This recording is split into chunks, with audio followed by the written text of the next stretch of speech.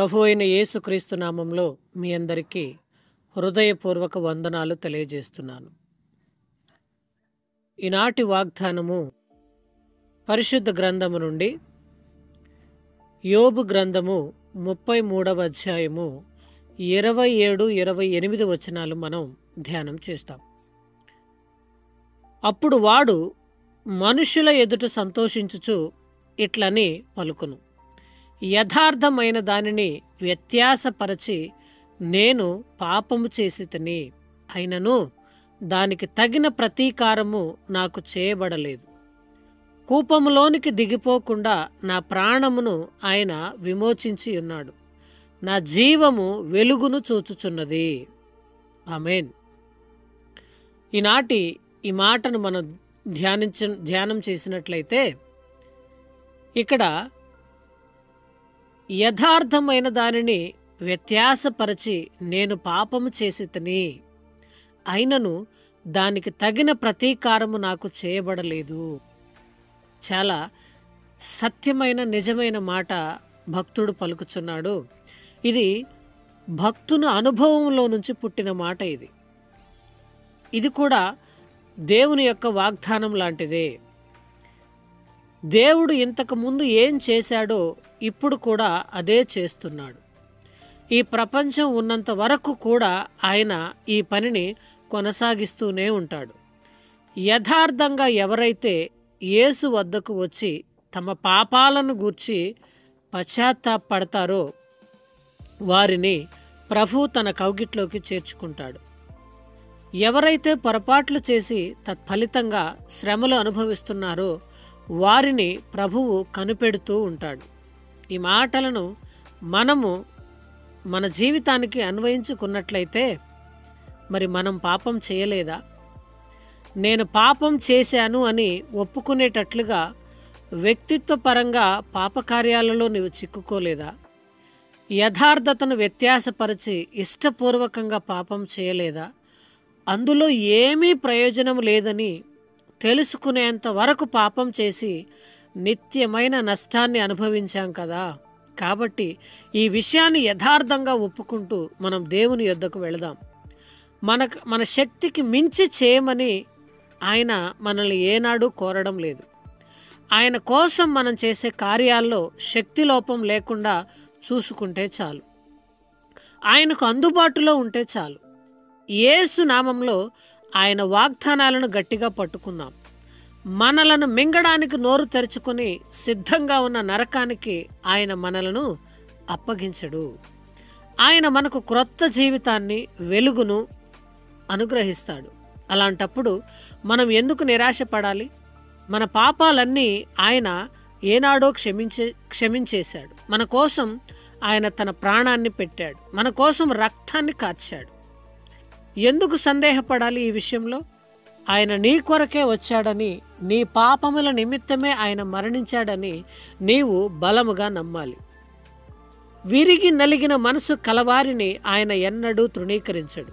ఆయన యొద్దకు వచ్చే వారిని ఆయన ఎన్నడూ త్రోసివేయడు. పశ్చాత్తాపం కలిగిన వానికి ఆయన కృప నిత్యము ఉంటుంది. సిలువలో బలియాగమైనప్పుడు ప్రక్కనే ఉన్న దొంగ ఆ క్షణంలో క్రీస్తును చూసి పశ్చాత్తాపడి, అయ్యా, నువ్వు నిజముగా దేవుని కుమారుడవే, నీ చిత్తమైతే నా దోషములు, నా పాపములు క్షమించి నీవు నీ రాజ్యముతో వచ్చినప్పుడు నన్ను జ్ఞాపకం చేసుకొనమని చిన్న ప్రార్థన చేయగా దేవుడు అతన్ని క్షమించి అతని ప్రార్థన అంగీకరించి ఆయనకు దేవుడు పరలోక రాజ్యాన్ని అనుగ్రహించాడు. నిజంగా మన దేవుడు చాలా ప్రేమామయుడు, చాలా గొప్ప దేవుడు, ఎంతో ప్రేమ కలిగిన వాడు. నిజముగా అంత ప్రేమను ఈరోజు నీవు కలిగి ఉన్నావా? అందరితో సమాధానముగా ఉన్నావా? నీ మనసులో ద్వేషం, కుట్ర, పగ, ప్రతీకారం, వ్యతిరేకత, ఈర్ష ఇవన్నీ కలిగి ఉండి కూడా ఆయన నిన్ను ఇంకనూ శిక్షించటం లేదు. నిజముగా మనం ఎన్నో పాపాలు చేసి ఉన్నాం. మనలో యథార్థత లేదు. మనం యథార్థతను మరచి పాపములు చేసి ఉన్నాం. కాబట్టి మనం యథార్థంగా ఆయన యొద్దకు వచ్చి నీ పాపముల నిమిత్తం నీవు పశ్చాత్తాపడినట్లయితే నిజముగా ఆయన యొక్క కనికరాన్ని, కృపను నీవు పొందుకుంటావు. నీ క్షమాపణ ఆయన అంగీకరిస్తాడు. కాబట్టి నీవు నీ క్షమాపణను అంగీకరించమని ప్రార్థించే విధంగా నీవు ఉన్నట్లయితే నీ బ్రతుకులో నూతనమైన జీవితాన్ని, నూతన ఆశీర్వాదాలు నిజంగా పొందుకుంటావు.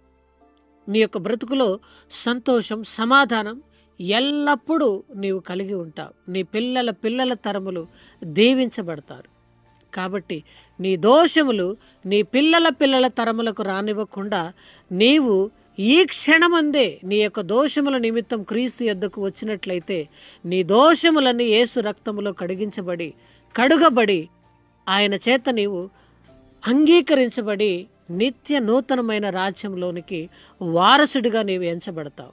కాబట్టి ఈ మాటలను నీవు జ్ఞాపకం చేసుకుని నీ యొక్క దోషముల నిమిత్తము క్షమాపణ పొందు వరకు కూడా నీవు ఆయనను వేడుకో. దేవుడి మాటలు దీవించునుగాక. ఆమేన్, ఆమేన్. ప్రార్థన. మహిమ ఘనతకు అర్హుడవైన దేవా, నా యేసయ్య నీకు స్తోత్రములు తండ్రి. గత కాలమంతా కాచి కాపాడి ప్రభువా నీ యొక్క రెక్కల నీడలో భద్రపరిచి నైనా నీ యొక్క కృపచేత మమ్మలను నడిపించుచున్నందులకు నీకు స్తోత్రాలు తండ్రి. నాయన సమస్తమైన మహిమ ఘనత ప్రభావములు యుగ యుగములకు నీకే కలుగునుగాక తండ్రి. అయ్యా, మా యొక్క దోషముల నిమిత్తమై నీవు పరము నుండి దిగి వచ్చావు. మా కొరకు ఎన్నో శ్రమలు అనుభవించావు. అయ్యా, మా కొరకు నీ రక్తాన్ని కార్చావు ప్రభువా. నీవే నిజ దేవుడవు నాయనా. ప్రభువా, మా కొరకు బలియాగమైన గొర్రె పిల్లగా నీవు ఈ లోకానికి వచ్చావు తండ్రి. నాయనా తండ్రి, మేము చేసిన అపరాధముల నిమిత్తము, మా పాపముల నిమిత్తం ప్రభువా నీవు మరణించావు. అయ్యా, మాలో యథార్థత లేదు, మాలో నాయన నీతి లేదు ప్రభువా. అయ్యా, మేము పనికిరాని వారం కాబట్టి అయ్యా యథార్థముగా మేము పాపలమును ఒప్పుకుంటున్నాం. మా దోషములు క్షమించి నాయన మమ్మల్ని అంగీకరించి నాయన నీవు వచ్చినప్పుడు అయ్యా నీ రాకడలో మేము ఎత్తబడుటకు సహాయము చేయండి తండ్రి. నీకు వందనాలు. ఈ మాటలు ఎవరైతే వినుచున్నారో నాయన ప్రతి ఒక్కరిని మీరు జ్ఞాపకం చేసుకోండి. వారిని దీవించండి, ఆశీర్వదించండి నాయన. నీ యందు బలపరచండి ప్రభువా. నీ యొక్క రెక్కల నీడలో భద్రపరచండి. వారికి కలిగిన సమస్తమును దీవించండి. వారి బిడ్డలను దీవించండి నాయనా తండ్రి. వారి యొక్క కలిగిన దానిలో ప్రభువా సంపదలేమి, పాడి పంటలేమి, పశువులేమి సమస్తమును దీవించి ఆశీర్వదింపజేయండి తండ్రి. నీ యొద్దకు వచ్చినట్లుగా వారికి మనసులో ప్రేరేపణను కలుగు చేయమని అడుగుచున్నాను ప్రభువా.